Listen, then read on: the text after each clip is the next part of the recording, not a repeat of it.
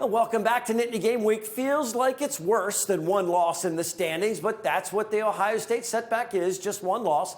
Got to leave it in Columbus and focus to get back on track. Best way to do that is start fast at home against Indiana. Jay, what kind of resistance can the Nittany Lions expect from the Hoosiers in Beaver Stadium? Not a lot, but let's take a look at what Indiana does. And Todd, you make a great point. Everybody wants to talk about Michigan. You got to get past Indiana and Maryland first. It starts this week.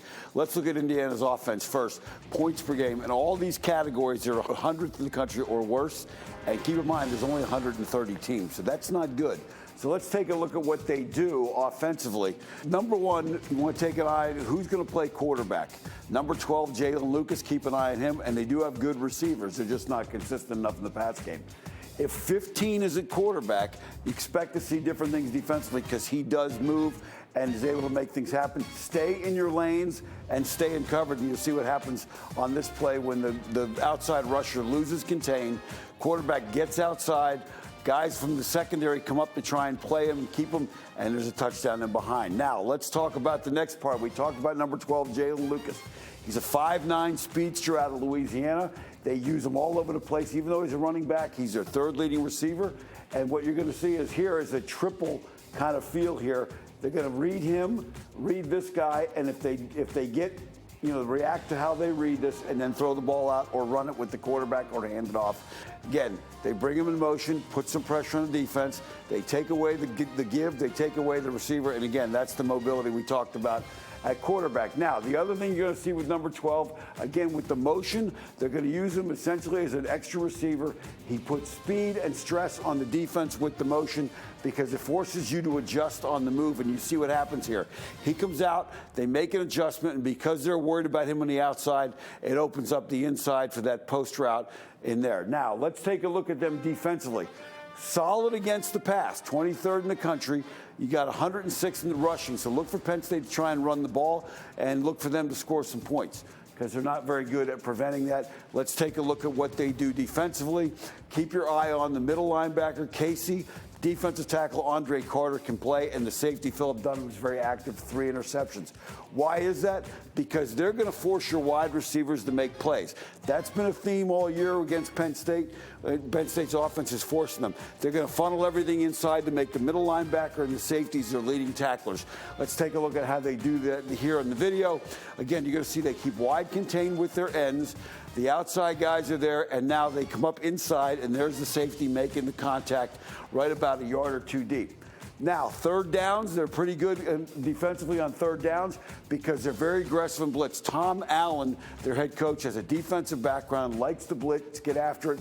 Here they're going to come after Michigan with no safeties, 0 coverage, and they get the J.J. McCarthy on this one, which not a lot of people have done. But they get in there, they force them outside, a lot of pressure, and they make sure that you don't have time to throw the ball. Now, special teams is the third phase of the game, and that's been a mixed bag for them. Net punting, they're 13th in the Big Ten. Their kick returner, Lucas, we've talked about as a receiver, and as a running back, a really good returner. They had a punt blocked for a touchdown against Rutgers. Let's take a look at the kick return first.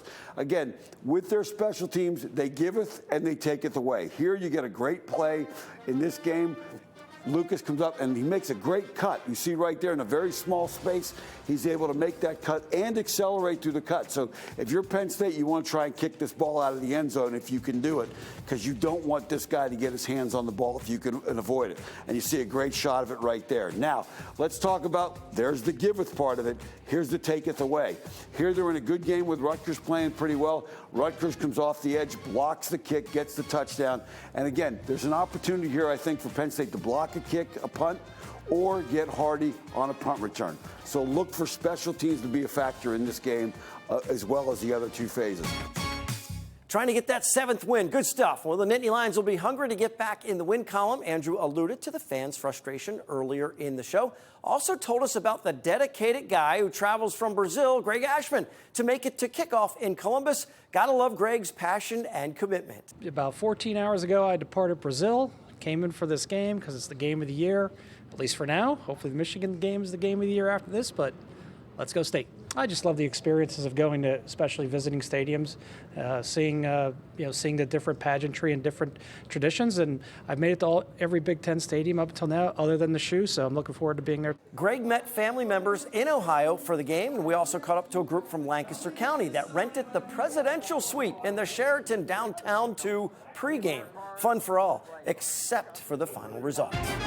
Up next, our Impact interview. He's about to lead the blue and white basketball program for his first season in Happy Valley. We'll catch up with Coach Mike Rhodes and find out some of his favorite Nittany Lions football moments growing up in the Keystone State. And make sure to keep the pride going. Some throwback pride picks coming, and they're all over our website, NittanyGameWeek.com. Some pictures from the horseshoe as well. We'll have more coming up later in the show. You're watching Nittany Game Week.